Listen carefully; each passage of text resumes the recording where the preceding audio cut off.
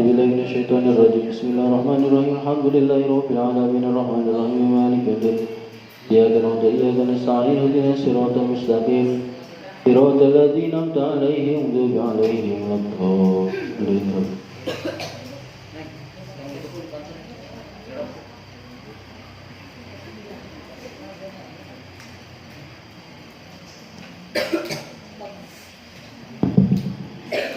Bismillahirrahmanirrahim. Halaman 17 ya. Sekarang lugat Jawa ya. Bismillahirrahmanirrahim wa yubtiluha. Wa yubtiluha.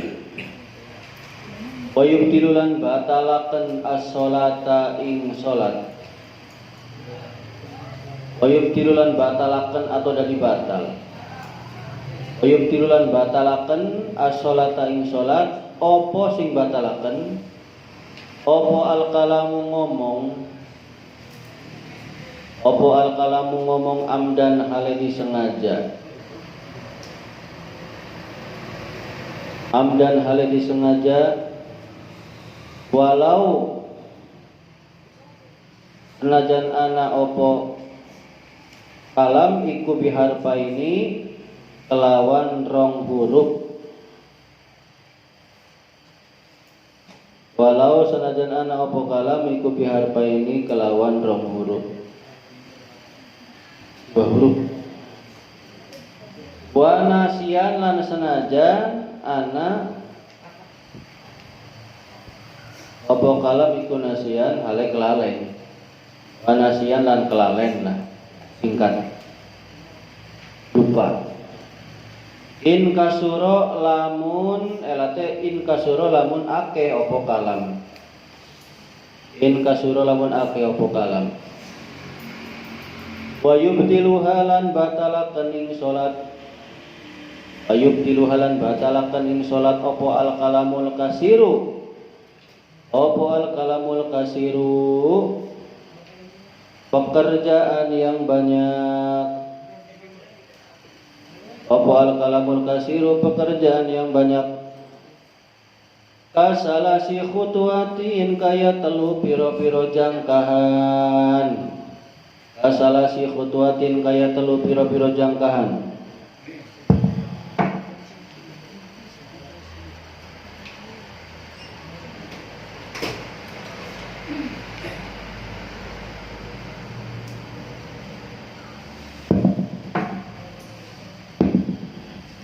Wal ukli lan mangan wa syurbilan minum. Wal ukli lan mangan wa syurbilan salah.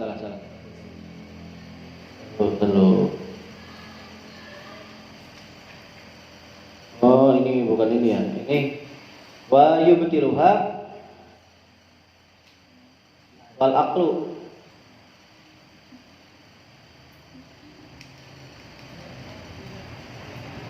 Ya. Wal aqlu lan mangan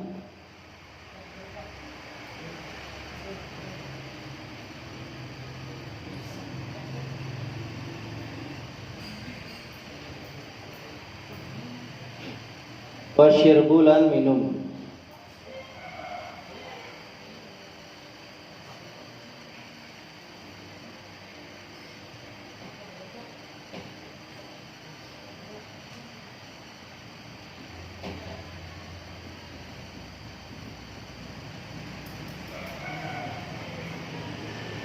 Jadinya fa'il aja lah ya. Jadi wa yubtiluha al-aqlu wa yubtiluha asyirbunya. Wal aqlu lan mangan wa syirbu lan minum. Wa kisapul aurati lan kebukane aurat.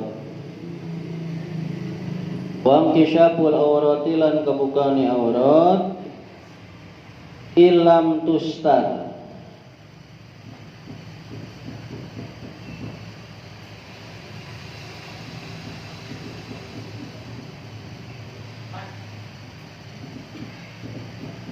Ilam tustar lamun ora ditutup opo aurat halan sanalika.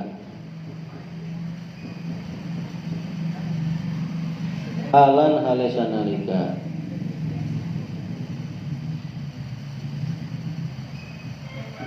Loh, ini balik lagi nih.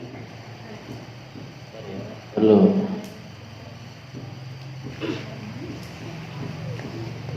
Kalau diatopkan ke yubtiluha wal aqlu, kalau diatopkan ke kap jadinya wal ukli ya.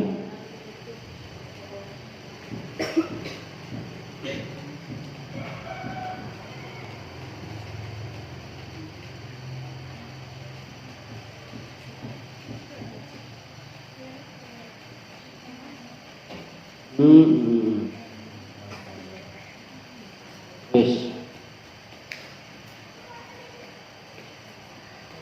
Jadi ini aja lah. Jadi jar aja diulang lagi.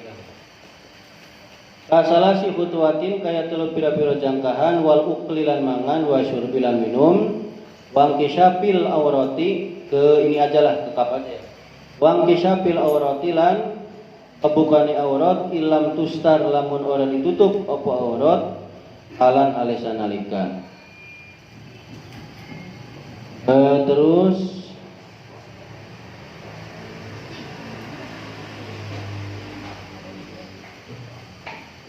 wawuku'in najasati lan ketibana najis. Wawuku'in najasati lan ketibana najis ilam tulko lamun ora dibuang apa najasah.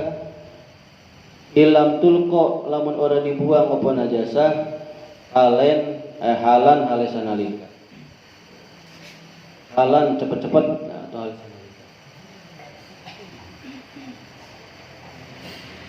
Min ghairi hamlin saking orang gawa. Min ghairi hamlin saking orang gawa. Nah, baru yubtiluha ya. Di sini yubtiluha ya. Yubtiluhanya di atasnya. Jadi Bapak diatopkan ke kap saja ya. Kasatuatin wakal akli wakasubri gitu ya.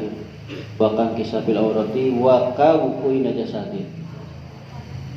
Wa yubtilu halan batalakan ing salat opo sabeku imamin. Opo sabeku imamin dingini imam mendahului imam. Opo sabeku imamin dingini imam biruknaini kelawan rukun loro. Biruknaini kelawan rukun loro. Fi'liyah ini kang bangsa fi'liyah loro. Fi'liyah ini kang bangsa fi'liyah loro.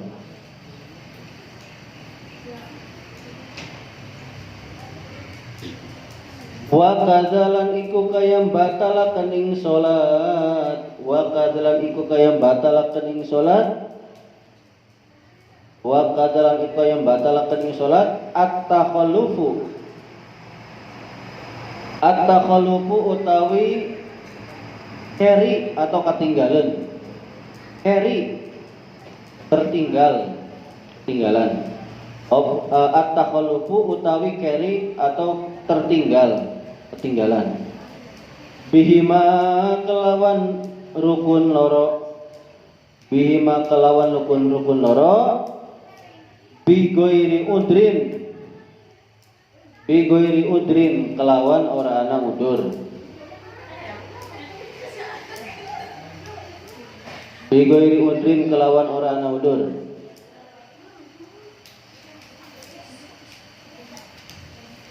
Wala tasihulan ora sah opo as-sholatu salat.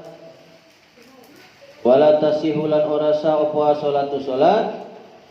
Khalfa kafirin ing sakburine wong kafir. Ing sakburine wong kafir.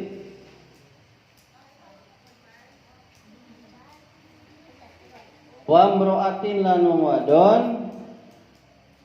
wa hunsa lan banji.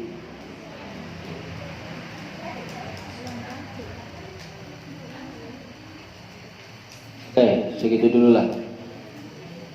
Silakan flashback, lihat ke halaman berapa kemarin itu. 12 masih 12 ya. Kemarin sampai di syarat sah sholat yang pertama, yaitu masuk waktu ya, masuk waktu dengan keyakinan kita, atau dengan ijtihad, atau dengan dugaan yang kuat. Itu adalah 3 tahapan untuk mengetahui waktu sholat. Sekarang syarat sholat yang kedua adalah wa yustaratu aidon ma'rifatul kiblat, mengetahui kiblat. Mengetahui kiblatnya dengan apa? Pertama dengan ru'yah, dengan melihat langsung. Ya, dengan melihat langsung. Atau dengan memegang. Ya, pegang. Maksudnya untuk orang buta mungkin ya, kalau nggak bisa lihat, oh ini ternyata ini kiblatnya di sini, di arah sini. Kemudian kalau nggak bisa lihat, nggak bisa megang, yang kedua dengan mendengarkan kabar dari seseorang yang sudah melihat, walaupun itu kabar dari amat, perempuan amat, budak belian perempuan yang belum merdeka lah, yang memberikan kabar tentang pengetahuan atau mengetahui arah kiblat, bahwa hadhil Ka'bah, di situ Ka'bah, atau katanya saya melihat Ka'bah, ya, yang mana ada golongan orang yang sholat ke arah sana, kata si amat tuh, ya kita harus percaya. Atau juga kita percaya dengan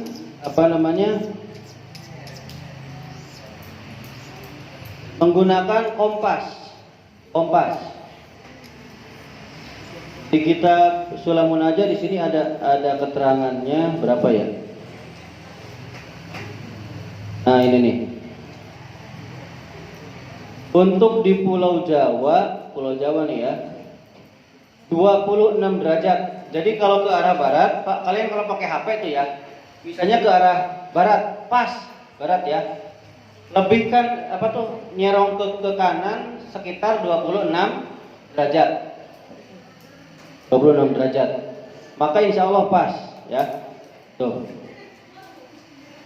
Fayukhatu min jihati daburi ila jihati simal sitatun wa isruna darujatan fadalika huwa kiblatu ahlil jawi. Tuh ya. 26 derajat itu adalah kiblatnya untuk penduduk Pulau Jawa. Kalau kalian misalnya nggak ada, kayak di hotel tuh, di hotel susah. Biasanya kadang ada panah. Kalau panahnya nggak ada, arah kiblatnya nggak ada, pakai HP. Tentuin dulu arah baratnya, ngepasin arah barat. Udah ngepasin, ke sana barat ya. Pas, udah pas, serongin ke kanan. 26 derajat kan ada tulisannya kan, ada angkanya. 26 derajat pas, baru. Sekarang udah canggih lah. Atau bisa pakai aplikasi ya, aplikasi juga kadang sering beda-beda itu, ke sebelah sini geser, ke sini sedikit aplikasinya itu ya. Tapi di aplikasi NU biasanya tepat tuh, yang Nahdlatul Ulama itu tepat tuh, aplikasi kiblat NU itu ada. Tapi kalau kalian nggak download aplikasi, pakai kompas. Biasanya di HP ada kompasnya ya, biasanya ada. Tok, Bapak sering kayak gitu, pakai kayak gitu. Kalau misalnya kalian nggak tahu arah ini ya, kali lagi ke arah barat, geser ke kanan sedikit 26 derajat ya. Kan ke sana utara kan ya, ya nggak? Nyerong sedikit kiblatnya tuh. Ini Bapak bawa 2 kitab nih, supaya persiapan ya, keterangannya biar lebih komplit.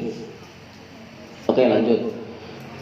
Terus itu ya boleh dengan kompas.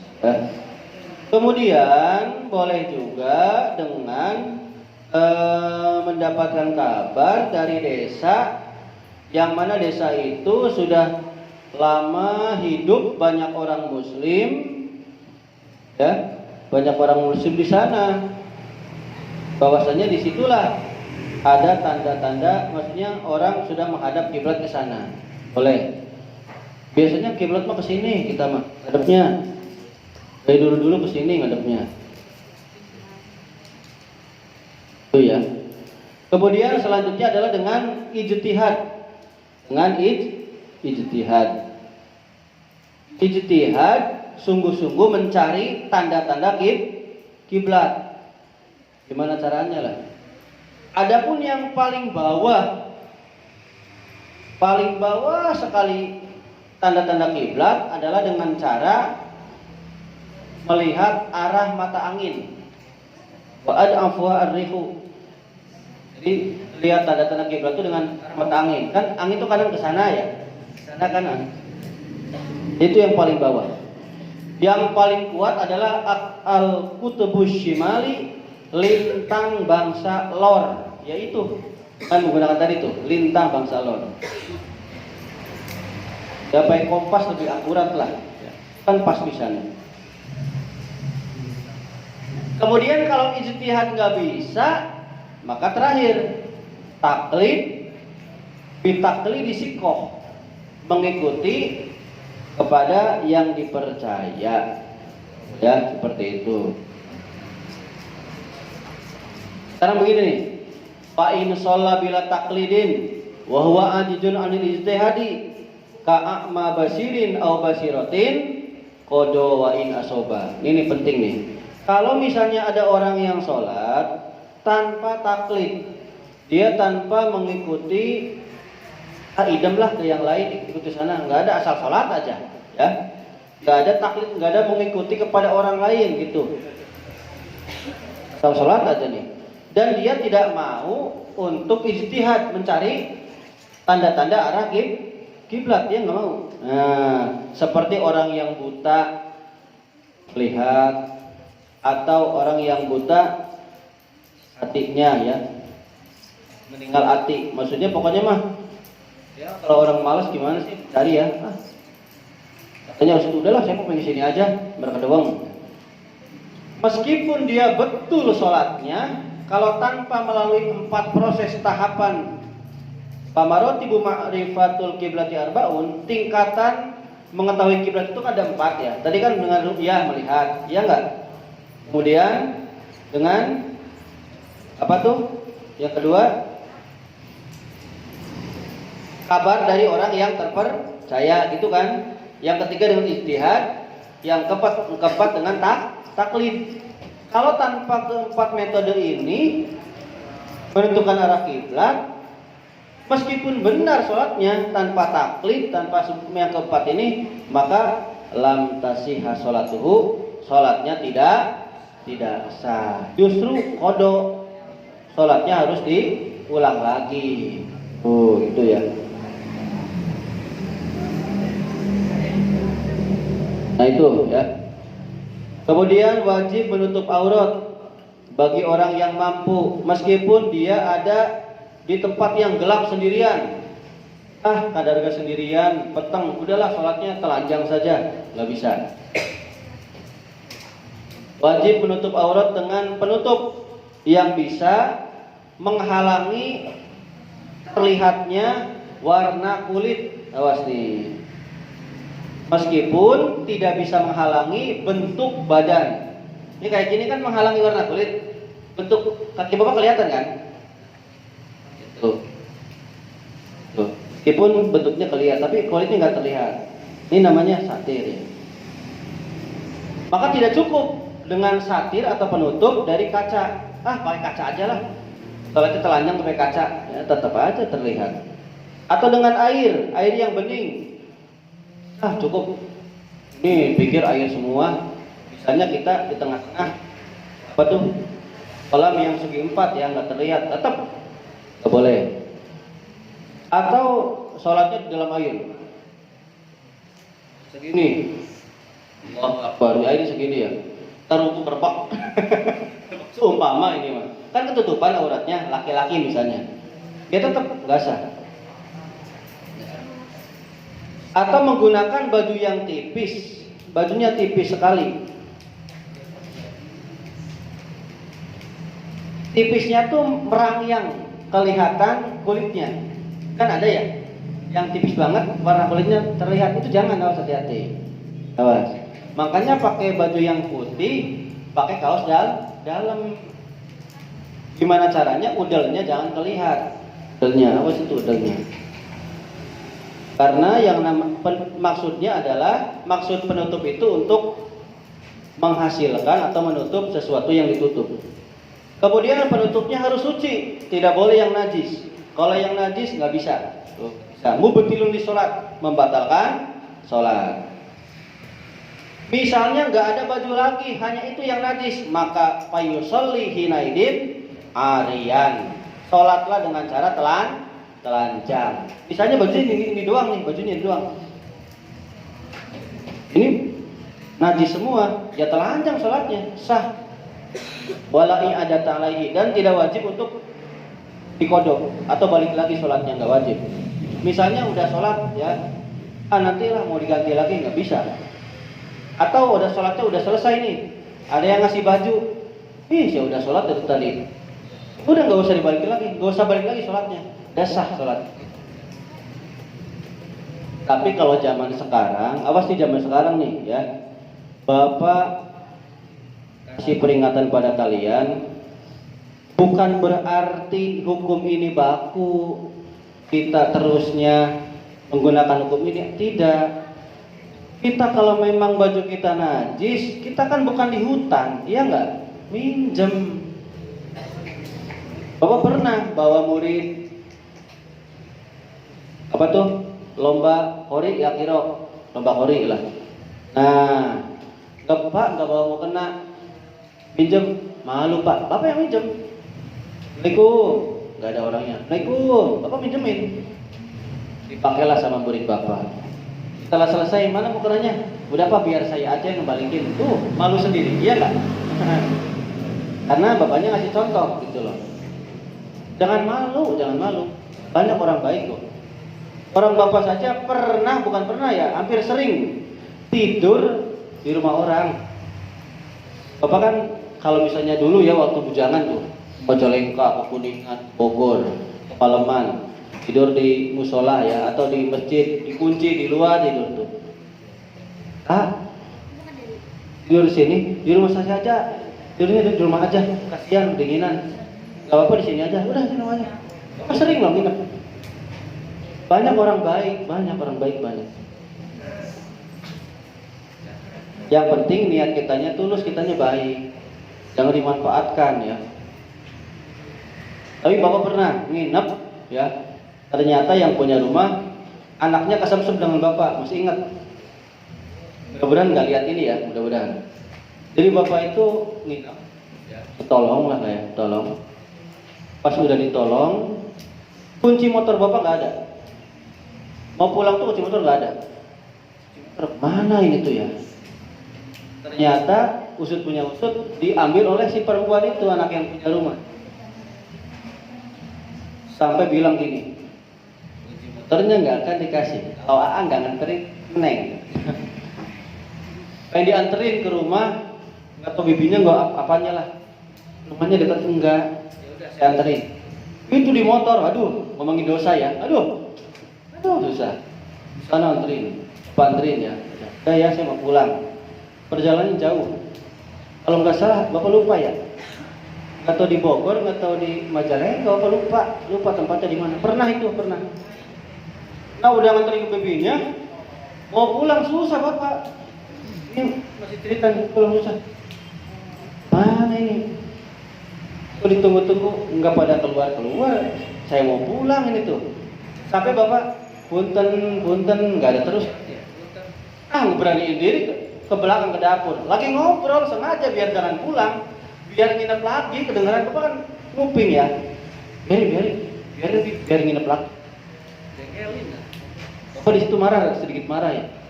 Punten mau pulang jauh dari Subang saya. Ya udah nitip ini, anterin lagi ke rumahnya. Lah. Waduh. Bapak kalau nggak ingat berperi kemanusiaan dari jalan benar ya. Ya meskipun perempuan kalau bapaknya nggak punya hati ya nggak mau ya. Sering ke rumahnya lagi, bang. Dadah AA. Masih ingat itu, aduh ampun.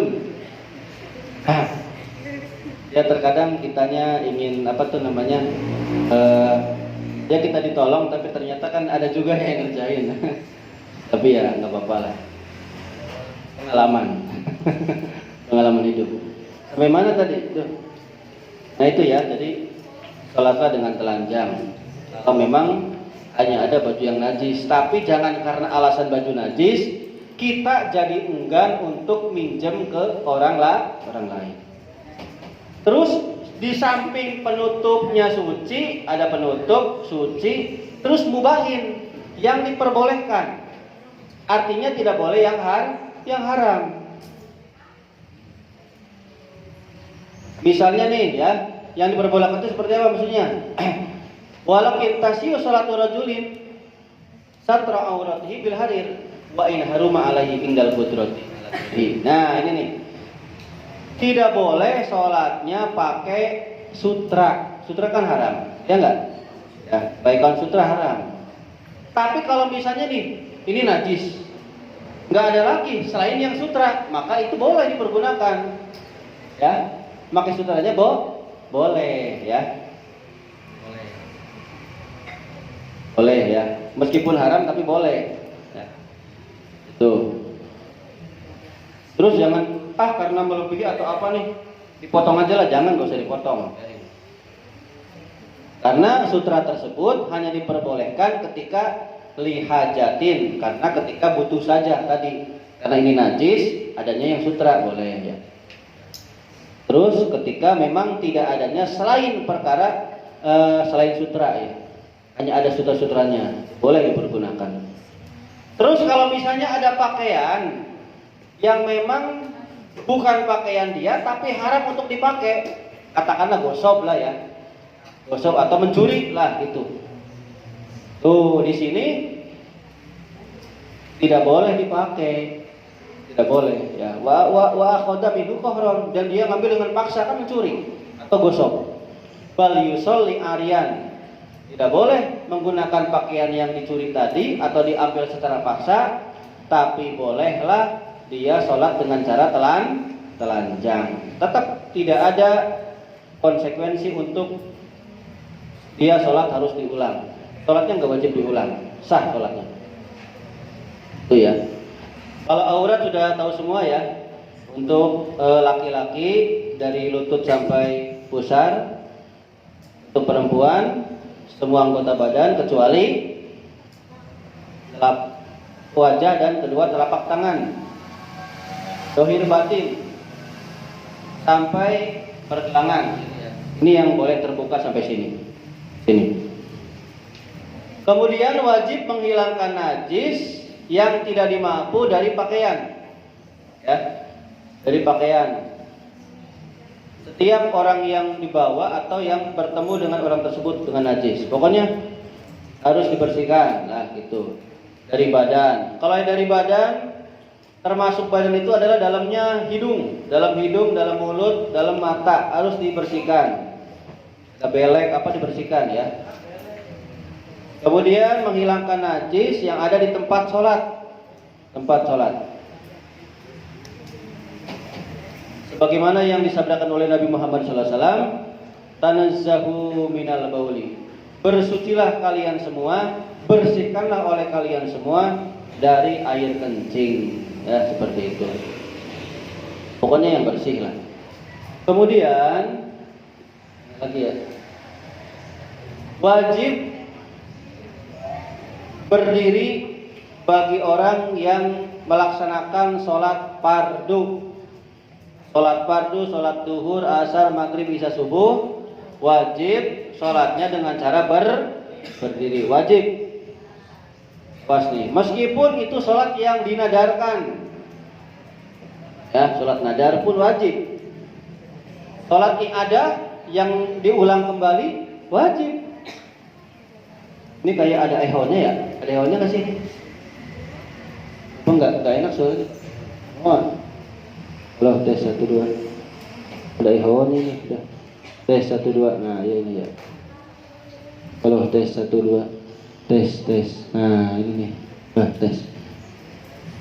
Kalau ada ehonnya nggak enak. Lanjut ya. Jadi misalnya nih, kalian sholat ya, ternyata dibilangin oleh teman kalian di belakang, tuh tadi kurang serokaat, batal. Atau tadi ada yang batal, atau tadi kamu sholat tuh di kakinya ada najis, kan harus ngulang lagi. Artinya sholat ngulang lagi harus berdiri, enggak begini. Tadi udah sholat capek duduk aja sekarang nggak bisa. Tetap harus berdiri. Ya gitu.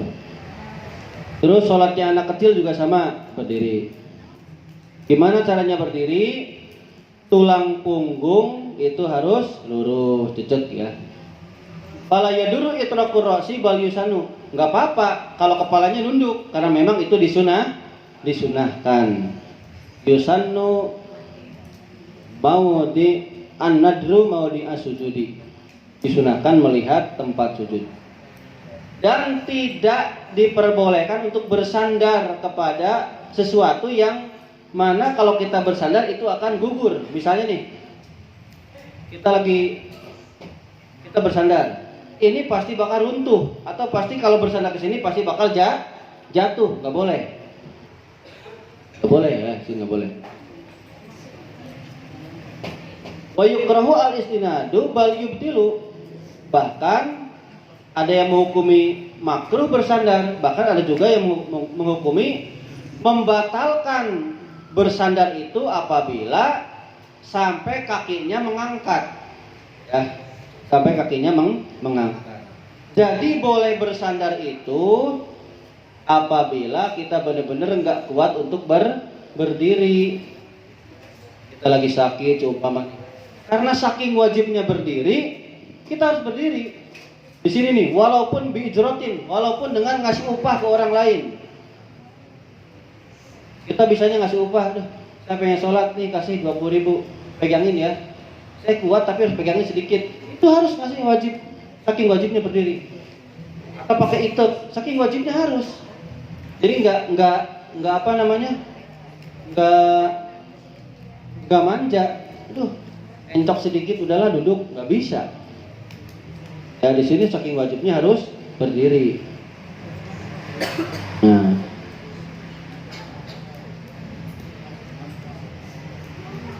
Tuh di sini ada contoh ya. Kalau misalnya orang itu ada yang mengikat dirinya pakai tali, ya di udara, terus menggantungkan di udara lah. Nah dia sampai tidak bersandar sedikit pun ya dari kakinya ke bawah, maka sholatnya nggak sah.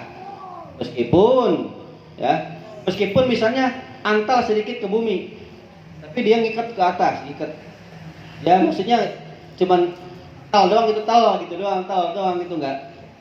Karena yang namanya qaimin itu adalah mu'allaqun nafsah. Jadi bergantungnya orang itu bertumpunya kepada kaki, bukan kepada tali, bukan kepada yang lain. Kaki bertumpunya tuh. Kemudian, nah Bapak yang pentingnya aja nih. Contoh, ada orang tipenya begini nih. Dia nggak bisa begini, tapi segini.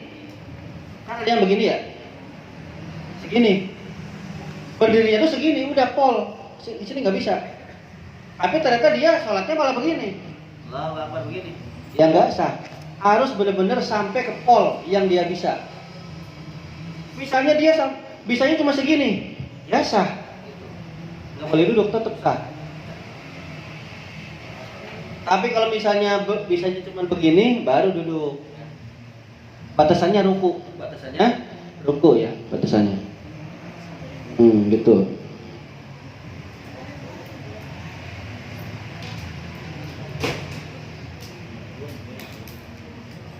Tuh di sini ya, au qaddaru ala nahwi anahwadin mu'inin. Dia mampu untuk berdiri dengan ditolong atau berdiri dengan memberikan upah ya, itu harus ya. Misalnya dia tuh sanggup ngasih upah, uangnya tuh masih ada lebihan untuk besoknya. Nih contoh nih, misalnya ya, untuk besok misalnya hari Idul Fitri ya, misalnya untuk besok ada nih buat makan, ini ada uang lebih, maka wajib, saking wajibnya berdiri gitu ya. Itu Bapak yakin lah uang pasti banyak yang punya lah. Ini kan satu kasus yang benar-benar orang nggak punya ya. Orang nggak punya, artinya dia harus ngasih upah itu bagi yang punya lebihan, tapi di rumah masih ada untuk hidup satu hari itu dan besok. Kalau di sini untuk satu hari itu ya, terlalu yaumahu walalatu. Untuk satu hari semalam. Jadi untuk satu hari semalam dia bisa untuk makan, ada uang lebih. Nah yang lebihnya itu bahkan dianjurkan untuk berikan upah supaya dia sholatnya bisa berdiri. Itu ya. Di sini ada tentang berdiri itu harus ketika takbiratul ihram dan sebelum niat ya. Ya udah tahu semua ini malah. Udah tahu semua. Dah. Bapak nggak akan jelasin yang ini. Lanjut. Sekarang pardunya sholat tuh yang di tengah tuh, wurudu sholati. Di sini pardunya sholat ada 11. Ya. Fardu sholat atau di dalam satu naskah namanya rukun sholat. Yang pertama adalah niat. Nah, niat itu artinya menyengaja. Niat ini harus ada di dalam hati. Tidak cukup diucapkan saja, tapi di hati nggak kerentek. Awas. Kalau ngucapin doang, musolli pada duhri al-barakatin ta'ala, misalnya gitu doang. Di hatinya enggak. Ya udah. Pas baca takbir di hatinya enggak begitu. Ya enggak sah. Oke, Bapak intinya sajalah. Untuk sholat fardu, maka dalam niat ini minimal 3 yang harus ada ketika kita baca takbiratul ihram. Jadi ketika Allahu Akbar dari alif sampai ro, Allahu Akbar minimal 3. Usolli, fardo, duhri. 3. Usolli adalah iqa'us sholat, pekerjaan sholat. Fardo keparduan, duhri ta'yin, itu minimal. Kalau sholatnya sendiri. Kalau sholatnya berjamaah ditambah makmuman. Walillahi ta'ala. Ya enggak? Makmuman aja, udah boleh. Makmuman, udah cukup makmuman. Adapun lillahi ta'ala, mustaqbilal qiblati, barokaatin, apalagi? Adaan, apalagi? Itu termasuknya sunnah. Tapi jangan begini nih, mentang-mentang sunnah enggak dimasukin. Kita masukin dari Allahu Akbar itu Allahu Akbar di sini mah. Kali pada dori al-barakatim dan makmum lillahi ta'ala. Itu masuk semua. Batasannya berapa sih? Allah. Batasannya sampai berapa sih? 14 panjangnya. Atau 7 alif. Ya, 14 harokat. Atau 7 alif. Polnya tuh sampai Allah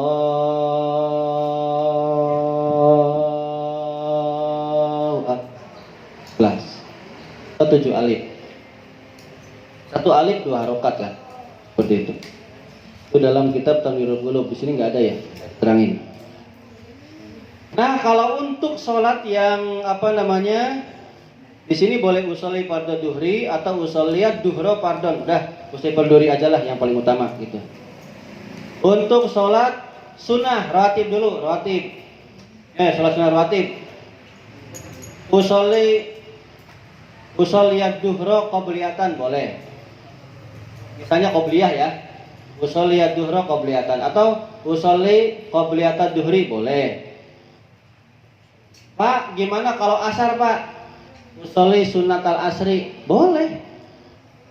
Asar ada badiahnya enggak? Enggak ada. Usolli sunnatal subhi boleh enggak? Boleh. Subuh ada badiahnya enggak? Boleh. Jadi yang langsung boleh ke itunya tuh yang benar-benar hanya satu doang. Ini dalam kitab Sulamun aja ya. Kalau di Sulamun aja boleh langsung usolli sunata subuh boleh. Karena subuh nggak ada ba'diyah. Tapi kalau duhur, maghrib, isya harus dicantumin qobliyah atau ba'diyah. Tapi kalau kalian pengen afdol ya cantumin usolli sunnata qobliyata subhi boleh atau usolli sunnatal asri qobliyatan boleh. Pokoknya untuk sholat sunnah tentukan. Jadi untuk sholat sunnah cuma 2. Iqamus sholat usolli dengan sunnah dengan takyinnya. Jadi kesunahan dan namanya. Misalnya usolli sunnata tarawih. Usolli sunatal witri, gitu kan? Tuh. Tapi kalau kalian misalnya nih malam itu kan pengen qiyamul lail, tahajud sudah 12 rakaat. Witir sudah misalnya 11 rakaat. Salat hajat sudah, istighfar sudah, masih kurang nih. Misalnya pengen sholat sunnah mutlak. Kalau sholat sunnah mutlak cukup usolli Allahu Akbar, udah cukup. Hanya fi'lu sholat. Usolli itu artinya saya berniat untuk sholat, udah cukup. Usolli Allahu Akbar. Jadi pas Allahu Akbar cukup usolli dalam hati udah cukup. Dulu Bapak taunya usolli sunatal mutlaki. Tapi pas Bapak baca di sini wa yakfi fin nafil mutlaqi niyatu fi'li sholati. Boleh niat fi'lu sholat, berarti cukup usolli saja, usolli Allahu Akbar. Pak, satu parukuh Pak, nyangga sunahnya dibaca usolli rakaataini mustaqbil qiblati adaan lillahi ta'ala. Kan sholat sunnah mutlak. Tuh ya. Terus di sini boleh yang benar-benar tidak tidak tertentu nih, seperti tahiyatul masjid. Sebelum bokong kalian kena ke lantai, nih, oleh sunnatat tahiyatul masjid,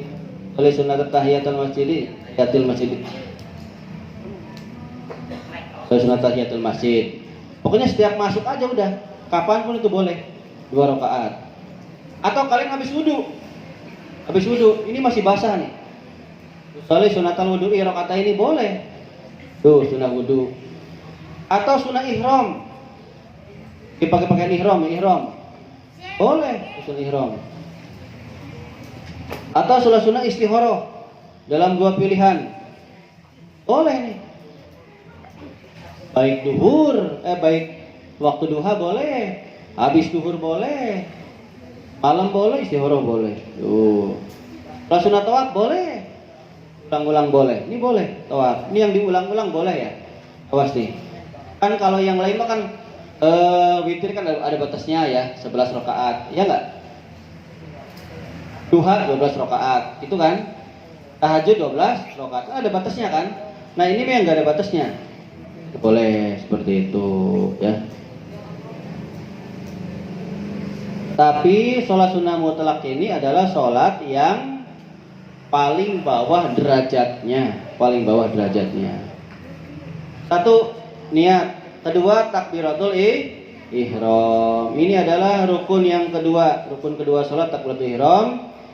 Harus dibaca Allahu Akbar. Kalau nggak mampu dengan Allahu Akbar, maka boleh diterjemahkan dengan lugot apa saja. Terjemahkan dengan lugot apa saja. Allah anu ageng, Allah anu besar, Allah anu boleh. Tapi yang paling afdol dengan lugot Persia.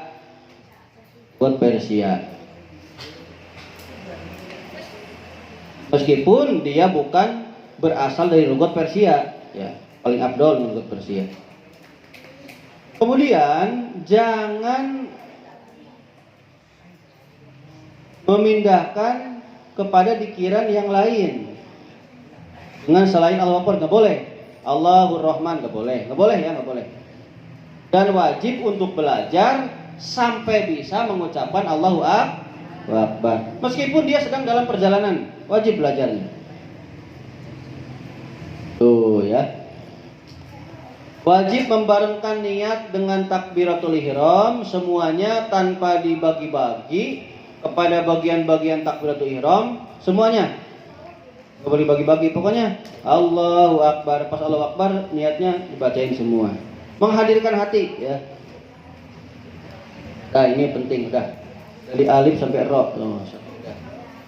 Kemudian rukun salat yang ketiga baca Al-Fatihah. Baca basmalahnya. Karena basmalah satu ayat dari Al-Fatihah. Li'annahu sallallahu alaihi wasallam addaha ayatun min ayatil fatihati. Addaha ayatan minha. Sesungguhnya Kanjeng Nabi Muhammad sallallahu alaihi wasallam menghitung bismillah termasuk satu ayat dari Al-Fatihah. Sekarang tasdidnya Al-Fatihah ada 14. Di antaranya 3 di dalam bismillah. Bismillahirrahmanirrahim. Jadi harus pas. Coba dicek ya. Coba tangan kalian, ayo Bapak yang baca. Bismillahirrahmanirrahim. Alhamdulillahi rabbil alamin. Ar-Rahmanir-Rahim. Maliki yaumiddin. Iyyaka na'budu wa iyyaka nasta'in. Ihdinas siratal mustaqim. Siratal ladzina an'amta 'alaihim ghairil maghdubi 'alaihim waladdallin. Pas ya? 13 pas. Hati-hati ketika baca bismillah, ketika baca Al-Fatihah. Iyyaka na'budu wa iyyaka nasta'in harus dikasih tasdid. Kalau enggak dikasih tasdid, maka iyyaka terhadapmu matahari, na'budu kami menyembah. Nanti kepada matahari arti. Oke, lanjut. Kalau seumpama seseorang mengentengkan tasdid Al-Fatihah, maka batalat qiraatuhu, batal bacaannya. Kalau bacaannya batal, sholatnya batal. Makanya hati-hati. Kemudian mengeluarkan huruf do dari huruf zo.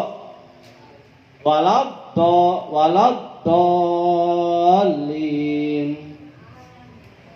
Makanya hati-hati, yang jadi imam hati-hati. Kemudian kalau kalian berjemaah singgah di manapun, imamnya hati-hati karena pernah ya Bapak berjemaah, imamnya to, jadi keluarnya to, bukan do. To, saking pengen pasiennya harusnya do, jadi tolin.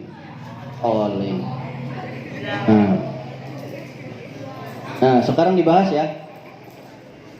Kalau misalnya diganti do-nya pakai zo, walazolin, awas, lam tasya, nggak sah, bacanya nggak sah ya. Karena merubah runtutan dan mabninya surat Fatihah.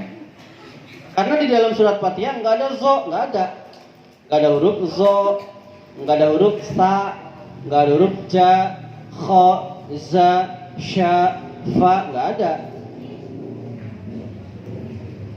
Itu kalau dikumpulkan dalam pengucap tahaju gasyatofa, tahaju gasyatofa, ini nggak ada ya dalam huruf Al-Fatihah, nggak ada. Kenapa sih? Karena ini memiliki rahasia yang tersembunyi dari 7 huruf ini. Ada 7 ya. Sa, ha, ja, za, sya, to, fa. 7 yang nggak ada.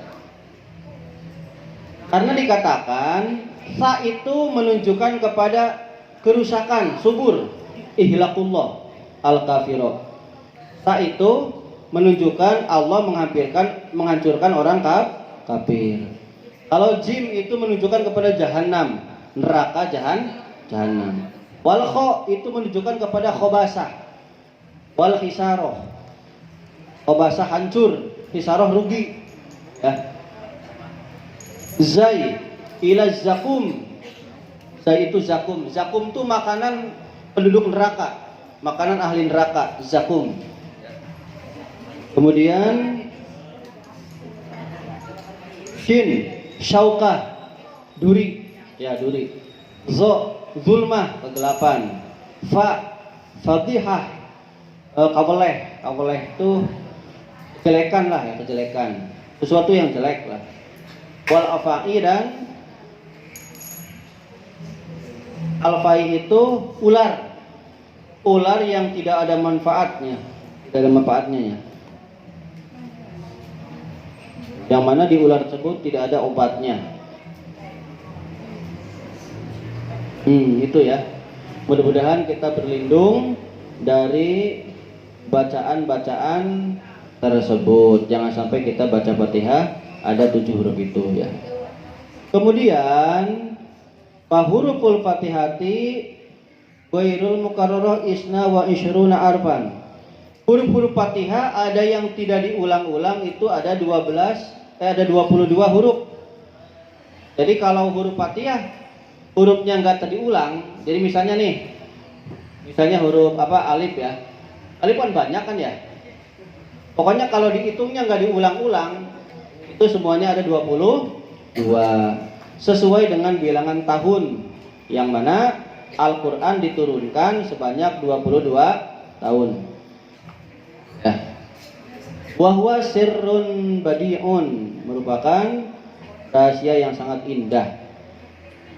Adapun huruf-huruf yang dilafadzkan itu beserta bismillah dan tasdid, semuanya huruf Fatihah ada 155 huruf. Tuh ya. 155 huruf. Itu kalau dibaca Maliki Yaumiddin bil alif ya, dengan alif. Walau bi idghamin mimir rahim. Kemudian adapun huruf-huruf yang ditasid ada 2 huruf. Yang pertama sakin,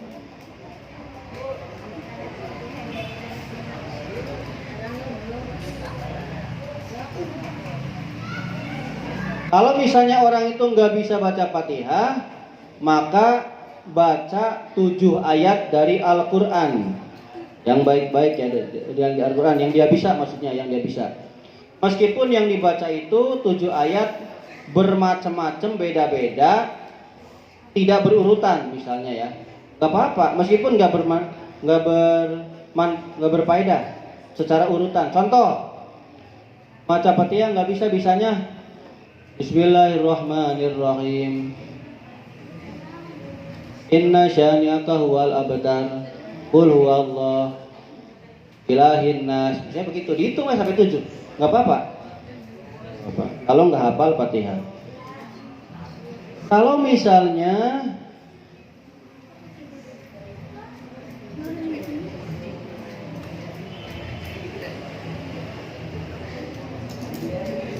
terus kalau nggak bisa baca Quran ya, nggak bisa baca Quran, maka menggunakan 7 dzikir yang bermacam-macam. Subhanallah, alhamdulillah, astagfirullah, Allahu akbar, kayak gitu 7 ya. Kalau nggak muat, la ilallah, nggak muat lagi, ya Rahman, ya Rahim, ya Ghafur, tambahin aja sampai 7 ya. Itu 7 dzikir yang bermacam-macam. Kalau 7 dzikir nggak bisa, ini beda nih. Kalau di sini, kalau 7 dzikiran nggak bisa, maka diem. Kalau di sini diem ya. Tapi kalau di kitab Sulamun Najah, ini beda nih. Kalau dzikir nggak bisa, boleh diterjemahkan, terjemah Fatihah. Baca terjemah Al-Fatihah. Kira-kira hafal nggak? Nggak akan hafal ya. Makanya ini di sini terjemah. Kalau di sini langsung. Kalau 7 dzikir nggak 7 dzikir yang macam-macam nggak hafal, maka berdiri cukup diem. Diem selama orang baca Fatihah. Tapi orang bacanya nggak cepat, nggak lambat. Orang yang sedang baca Fatihah. Tuh yang ketiga ya. Yang keempat ruku, rukun sholat yang keempat ruku. Wajibnya itu adalah dongkok, merkungkung dongkok 90 derajat. Nempel ke sininya mah nggak wajib. Awas, nempel ke sini nggak wajib tapi sunnah. Misalnya ada orang tangannya panjang sekali, segini aja udah kena misalnya nih. Awas nih, bukan begini. Tapi harus benar-benar lurus 90 derajat. Nggak boleh terlalu bawah, nggak boleh. Nggak boleh, segini harus pas. Ininya mah nggak wajib, ya gini nggak apa-apa. Ya, nggak apa-apa gini juga. Misalnya ada orang panjang banget nih, udah nyampe segini, saking panjangnya udah nyampe, yang gak dikatakan ruku enggak. Atau ada orang tangannya pendek banget, ya sampai gitu ya, rukunya. Nah, bukan. Yang penting 90 derajat, gitu ya. Itu aja udah. Jadi kalau Bapak baca ini lamaan, jadi intinya saja. Tapi diusahakan kedua telapak tangan menyampai dua dengkul. Tuh ya, diusahakan. Daripada gelantungan, ngapain gelantungan? Kemudian rukun sholat yang keberapa? 3, 4, 5 ya. Tumaninah di dalam ruku. Tumaninah sampai semua anggota badan diam. Tumaninah itu adanya gerakan pemisah. Adanya gerakan pemisah antara naik dan turun, dan semua anggota diam. Tumaninah tidak akan cukup, tidak akan terlaksana, tidak akan hasil atau tidak boleh kalau ada masih tergerak, baik naik, turun atau gelantungan, harus diam semua. Itu ya. Kemudian yang kelima i'tidal. Oh tadi yang keempat ruku ya, kelima i'tidal. Ini mah langsung, ngitungnya langsung ini mah. Jadi disingkat, 4 itu sudah ruku dengan tumaninah ya. Sekarang i'tidal. I'tidal dan tumaninah. I'tidal itu kembali dari ruku, gimana orang itu sholat. Kalau orangnya sholat berdiri ya berdiri. Kalau orang sholatnya sujud ya apa? Duduk ya duduk. Tapi jangan begini nih, jangan begini nih. Kalian sholat berdiri, tapi udah ruku, jangan langsung begitu. Ada nggak yang begitu kira-kira? Kadang ada ya. Jadi udah ruku nih, Sami Allah belum begini. Tegap dulu, harus tegap dulu.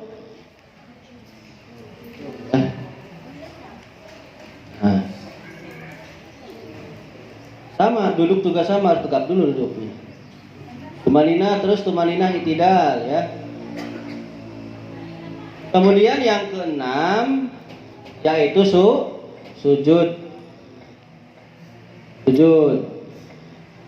Jidatnya harus terbuka ya.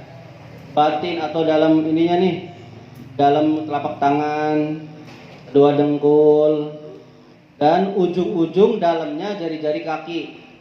Ujungnya ini nih, maaf nih, ini ya, ini, ininya nih, bukan ininya, tapi ininya dalamnya, dipletek, ngerti pletek? Enggak. Nah, marrota ini dihitung 2 kali, sujudnya 2 kali, di setiap rakaat sujud 2 kali. Nah, sujud ini adalah rukun yang ke-6. Kenapa dihitung satu rukun? Karena ngepasi dua-duanya sama aja. Dulu ya. Kenapa sujud ini juga dilakukan 2 kali kalau ruku sekali? Karena sujud ini adalah tempatnya tawadhu dengan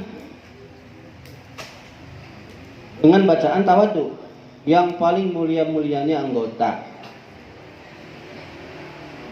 Kan sujud mah subhana rabbiyal a'la gitu ya. Kalau di sini keterangannya ini ya, terlalu di sini nih. Mana sujud tuh? Sujud, mana sujud?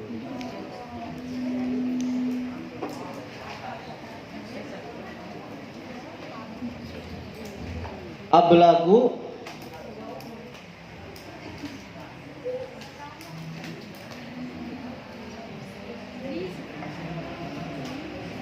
masih sujud di sini. Iya. Ablagu mal ablagi. Jadi kerjaan yang hina dengan bacaan yang tinggi. Kan a'la kan maha luhur, ya enggak? Pekerjaannya hina. Kenapa hina? Karena memang merendahkan. Benar-benar kita menghambakan atau merendahkan bagian kepala yang biasanya dipuji-puji ya, di alam-alam ya ini kan gagah kan, ini kan gagah ya enggak? Gagal ini bagus sampai harus di bawah bokong. Bokong menghina kan, ya nggak? Jadi sampai harus di bawah bokong. Lanjut. Sujud ya. Ntar Bapak baca tengahnya dulu ya. Bentar. Karena sujud ini tempatnya tawadu dengan bacaan yang tawadu, asrafil a'dha, lebih mulia-mulianya anggota ya. Sujud ini lebih utama daripada ruku. Dan sujud ini tempat doa diijabah. Tuh, jadi ketika sujud kita berdoa kerentek aja dalam hati. Itu ya. Kemudian di dalam kitab Bulughul Maram dari An Ibnu Abbas, qala Rasulullah sallallahu alaihi wasallam, ala wa inni nuhitu an aqra'al qur'ana raqi'an aw sajidan fa amma ruku'u fa antimu fi rabba wa amma sujudu fajtadihu bid du'a. Ingatlah sesungguhnya aku mencegah, kata Rasul ya, mencegah baca Quran ketika ruku dan sujud. Ketika ruku dan sujud nggak boleh baca Quran, nggak boleh. Ketika ruku agungkanlah Tuhanmu, ketika sujud fajtahidu bid du'a, nemen-nemenlah bersungguh-sungguhan di dalam berdoa. Tuh, maka itu adalah hal yang sangat patut untuk diijabah kepada kalian semua. Hanya ketika sujud benar-benar kerentek. Kemudian rukun sholat yang ketujuh, duduk di antara dua sujud. Ini duduk kembali kan ya, duduk kembali. Tidak kelamaan, tidak terlalu cepat. Yang penting tumakninah. Karena rukun yang pendek itu adalah i'tidal dan duduk di antara dua sujud. Awas, itu rukun pendek. Rukun pendek itu duduk di antara sujud dan i'tidal. Harus pelan-pelan.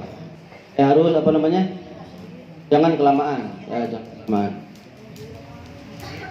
Kalau seumpama orang itu ya di sini nih, orang itu ya melamakan duduk di antara dua sujud di atas yang sudah disyariatkan, di atas bacaan-bacaan yang disyariatkan.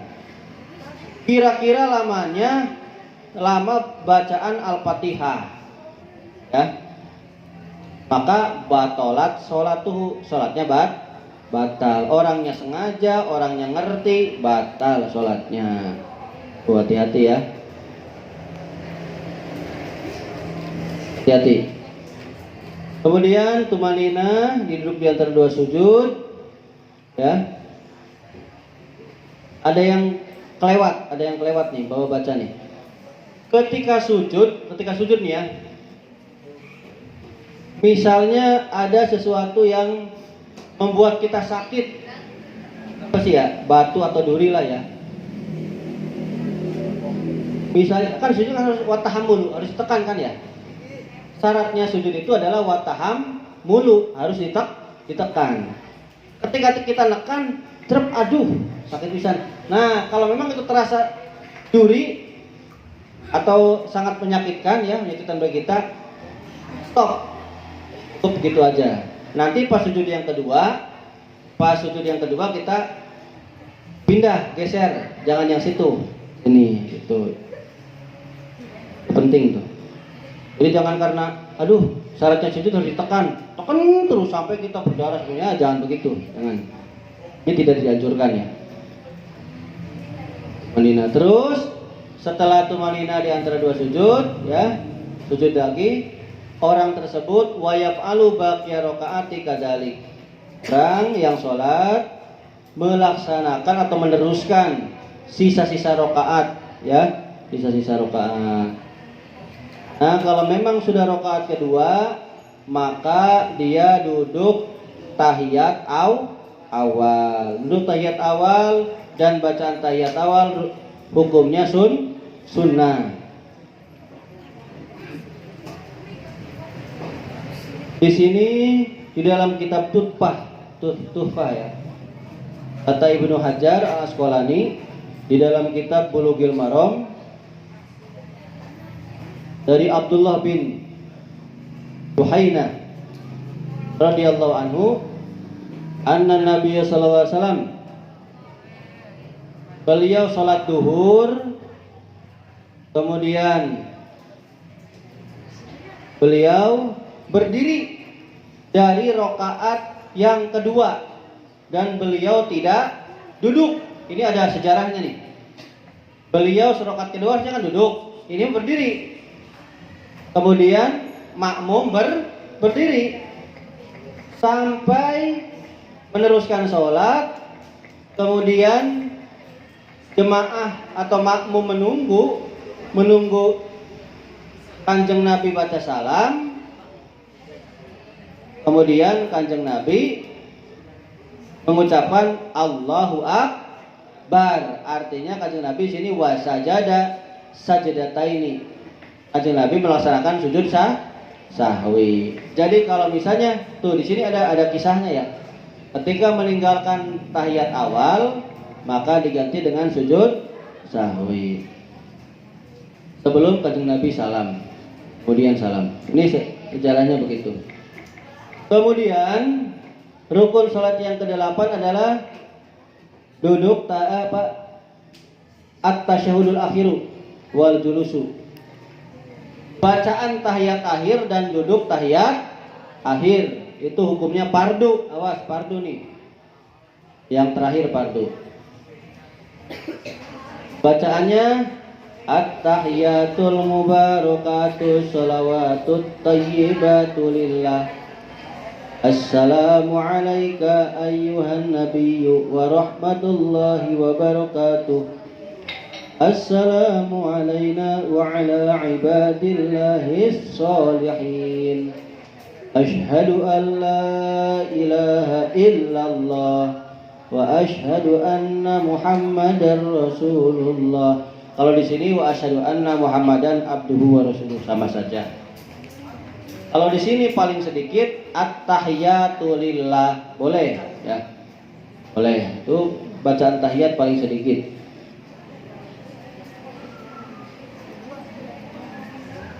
Harus dibaca ketika duduk ya. Ini sepakat para ulama, duduk. Baca sholawat kepada Kanjeng Nabi setelah baca tahiyat hukumnya wajib, fardu hukumnya fardu ya.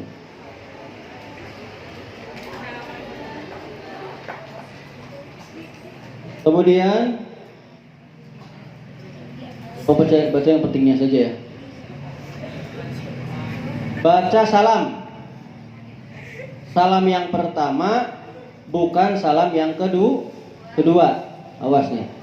Ulangi, tadi 9, 10 duduk tahiyat akhir dan baca tahiyat akhir. 8, 9 duduk tahiyat akhir dan baca tahiyat akhir. Yang ke-10 baca sholawat kepada Kanjeng Nabi setelah tahiyat akhir. Yang ke-11 baca salam. Kan tadi ada 11 ya. Nah itu baca salam. Salamnya salam pertama, bukan salam yang kedua. Itu yang wajibnya salam pertama. Wajib menibaakan atau baca salam sampai huruf mim. Assalamualaikum wasadruhu lil kiblat. Dadanya tetap menghadap kiblat. Awas, dadanya nggak boleh ikut-ikutan salam, nggak boleh begini nih. Assalamualaikum warahmatullahi. Awas, nggak boleh. Dadanya diem. Assalamualaikum warahmatullahi. Diem. Pak, diem saja gimana? Assalamualaikum warahmatullahi. Ya sudah. Assalamualaikum sah. Tanpa menengok sah. Tuh ya. Udah jangan ngobrol. Biar cepat ya ngobrol. Ini udah selesai ya. Sampai sini selesai. Alhamdulillah. 5 menit ya. Wallahu a'lam bishawab. Al-Fatihah. Bismillahirrahmanirrahim. Ya kana ya kana sa'ina siratal mustaqim. Siratal ladzina alaihim waladdallin. Rabbana ya dzal karam ya wahiban kullani hadza bi ni'mal abu min ajli dzakam yata'abu